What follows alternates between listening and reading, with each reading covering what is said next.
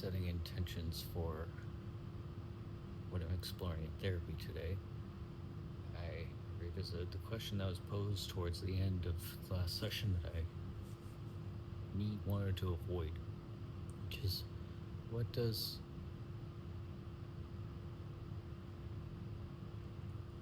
a life with constant pain, a meaningful, like a fulfilling life, look like with constant pain?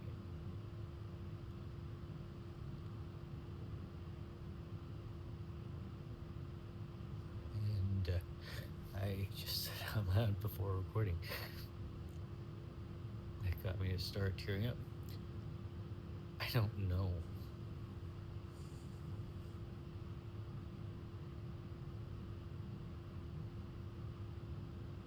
I don't know what that looks like. Or at least any more than I do with what I'm seeing right now.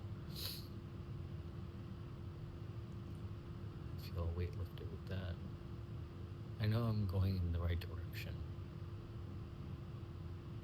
That's the journey itself. That said, how do I get out of the end result mindset when there is such a deep tidal wave of pushing forward for relief, when it may be a matter of there's never actually going to be any relief, and it's just going to be constant pain of some kind always? And I don't want to be running that hamster wheel just to get to the end and be like, there's so many choices I made based off of pain management, but also pain avoidance. And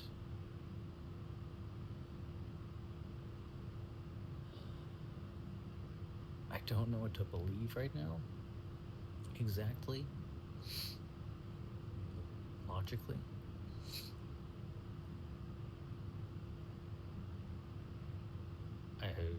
I want to believe and have been leaning into PT, the gentle approach, the painlessly, so more mentally painful, just in for the long haul PT approach.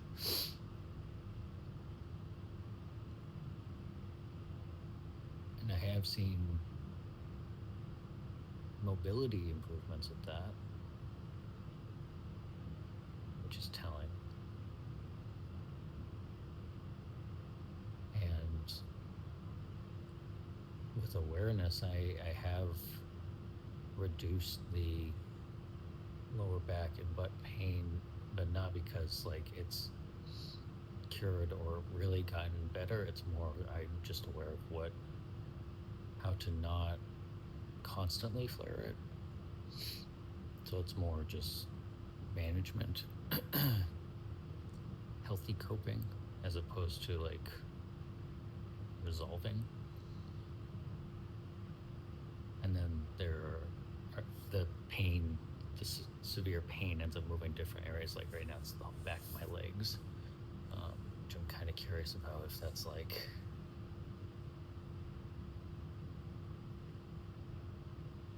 the yang energy channels are just irritated, that I'm in a receiving phase that it's not used to.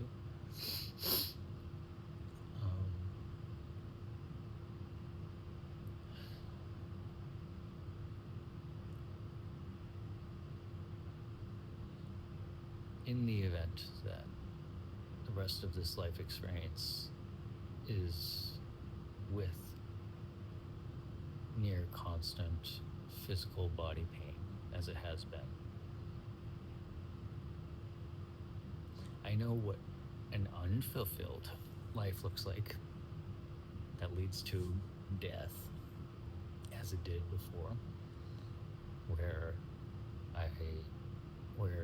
there's constant numbing with substances, mainly weed. That there's the potential for alcohol and oxys and things like that.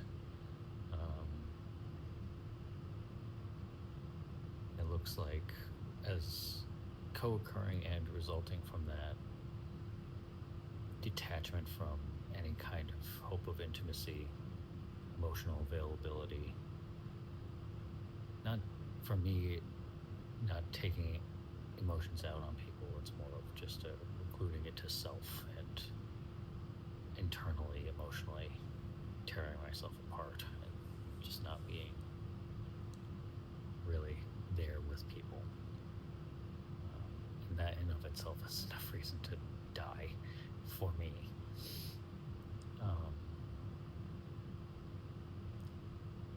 So having lived and died by not the wrong choices, but by the wrong approach, or rather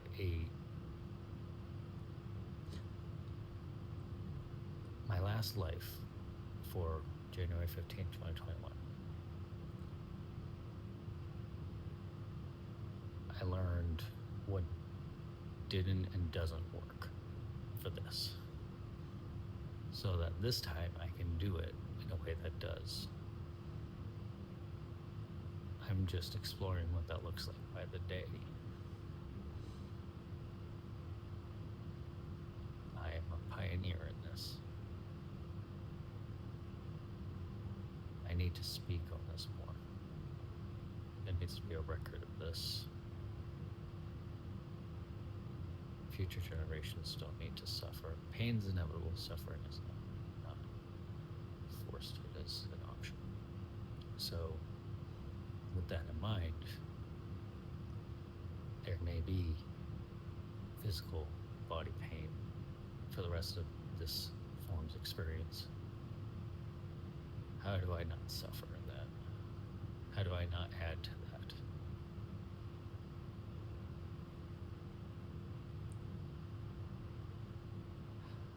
I'll write that down for session. Pain is inevitable. Suffering is a choice. How do I not add suffering? How do I not add more pain onto the pain?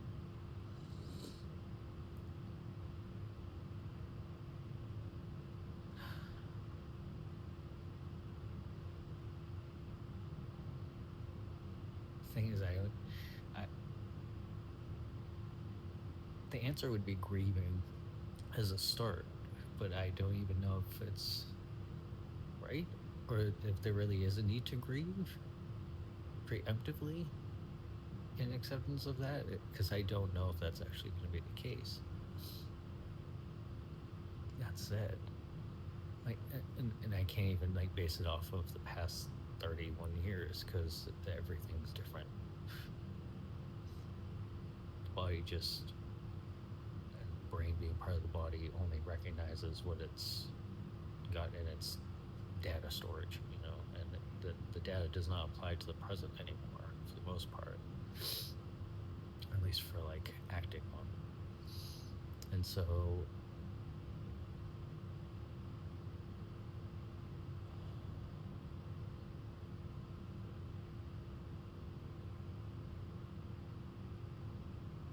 everything's new and it's beautiful, and it's also just really fucking confusing isn't the word, some sort of adjacent word for that, where there's just so many conflicting and co-occurring slurring, swirling ideas, concepts, experiences.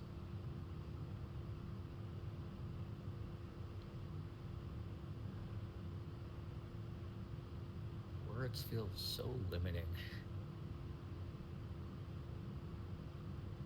because everything is energy, and I'm also called to speak all these things. And how do I speak on the things that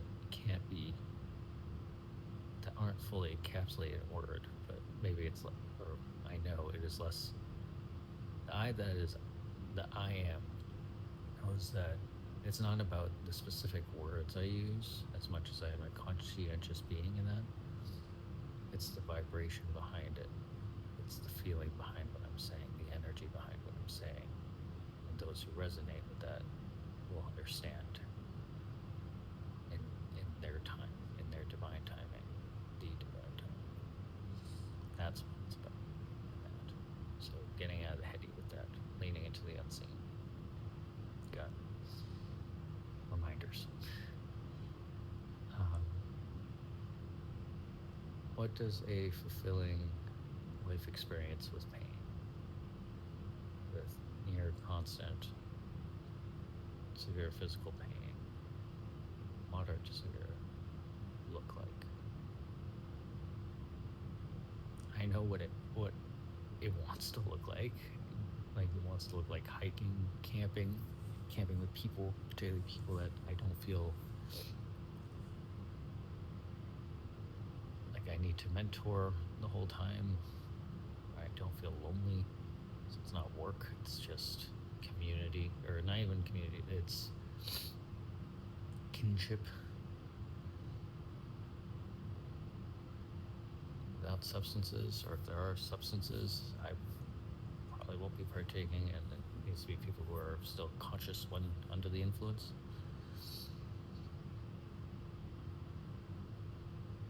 And not conscious because they are under the influence. Hiking, camping, smelling, feeling, receptive, seeing, hearing, tasting, senses, romantic experience, sensual experience. Things I'm already engaging with, just painlessly,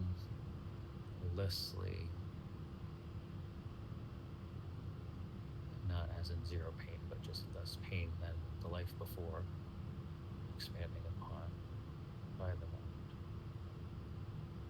Just snail's pace. I should probably share the snail story. I've already recorded it in audio, so maybe I'll just post the audio. Make YouTube my externalized video blog. I won't post all the videos I do, obviously. Especially there's a lot of them I show up like shirtless, and then YouTube will, or people will like flag that or whatever. So, but I could download the audio, but just my expressions, like my face, my eyes in particular, tell a lot when I'm speaking. So there's that. Hiking, camping, exploring, engaging with foods, varieties. I'd like to get out in the sun more. Just needs to be in protected ways with UPF clothing, expanding upon that in time with my finances, 3D, slow pentacles, slow and steady pentacles, stable.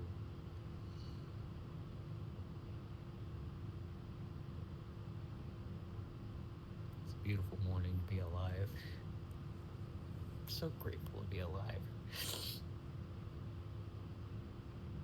To be as functional as I am.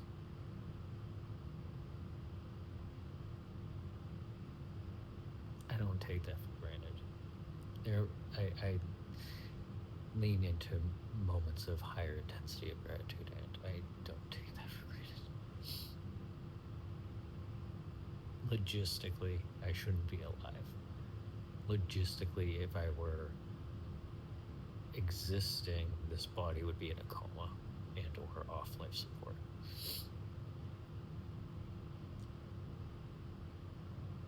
I am so grateful to be alive. And so how do I engage with that gratitude every day? Is there anything more I can do? No, that's what I just heard. There's nothing more I can do. So it's just patience. I've been a very a fiery, fast-paced, and earthly grounded person. I've made things manifest. I make things manifest quickly for this realm, and this is a time for water and earth flowing. A river. There are times where the dam will push through with heavy water pressure, and right now we are flowing, receiving. It is movement, but it's gentle movement. Balance. So, patience is the answer to that. How do I, right now, this moment, all that I have, all that there ever is, how do I live a fulfilling,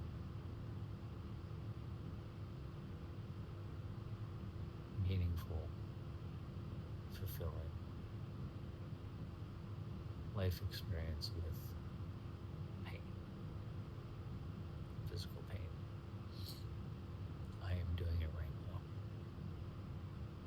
I have been doing it for years now, and expanding. It's reminding myself, looking around, feeling, engaging with what I'm working with, what I am with, not working. It's a different kind of work.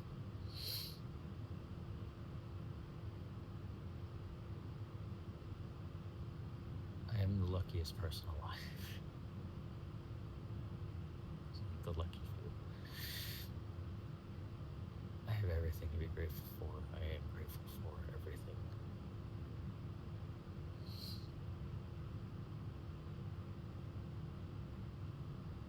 It's just picking.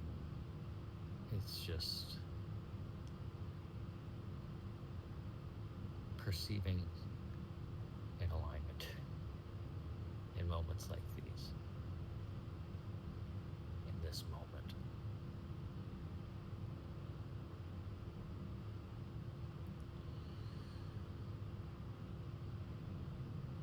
I've really been just repeatedly considering posting videos like under the label of like how I talk to myself. This is how I talk to myself. Just posting these video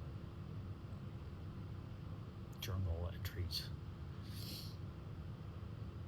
Some of them are detailed and like in terms of personal connections that I'm not going to be sharing those probably, mostly, if at all. And for the ones that are more of just this experiential,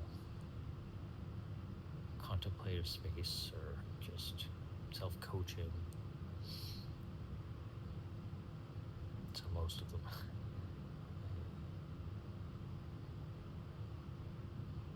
I think it's important to show how someone who's done the foundational work talks to themselves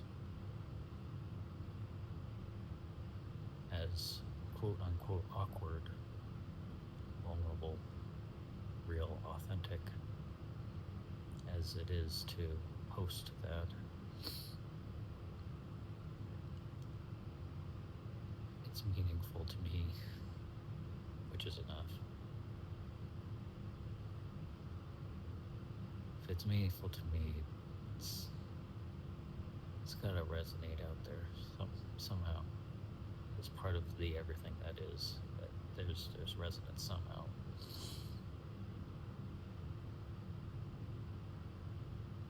Maybe it'll help somebody, some few.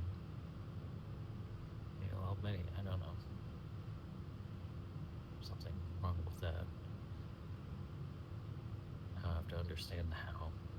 Just like the night that I died. Higher self said, you don't have to understand how. You don't have to know why. Just say yes. In other words, just show up. Don't have to know how. Don't have to know why. Just say yes. Or no. I said yes.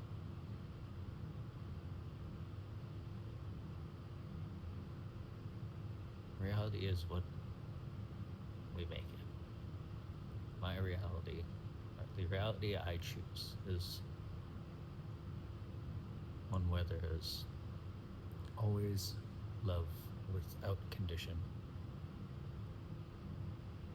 having unconditioned love to find true love, where any expression from a pure state, from a pure place of intent, of just pure love, is not only just valid, it is certain.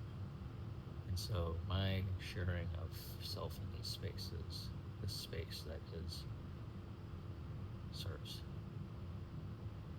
I don't have to understand how or why.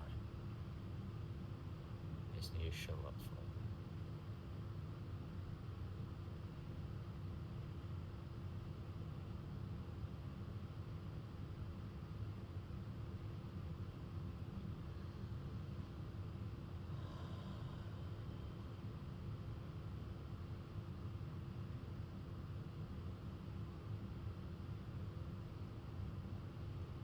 I love you. I love me. And in the video I did last night, that shirtless is probably not getting posted, so I feel strongly an undercurrent of this needs to be posted to initiate something. Like I said last night, it is okay for me to say, I love me, period. And I am everything, and everything is me. We are all one. Life, force, energy, love. My expression of loving me, self-love, is an expression of love for everyone and everything, those two being no different. So, my sharing of loving me is sharing my love for all.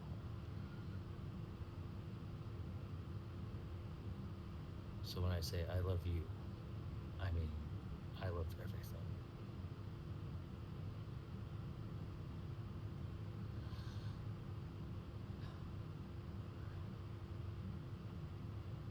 I'll watch this back and post it.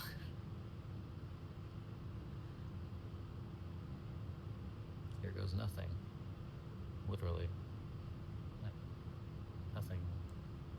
Anything real cannot be lost, so everything outside of that is nothing.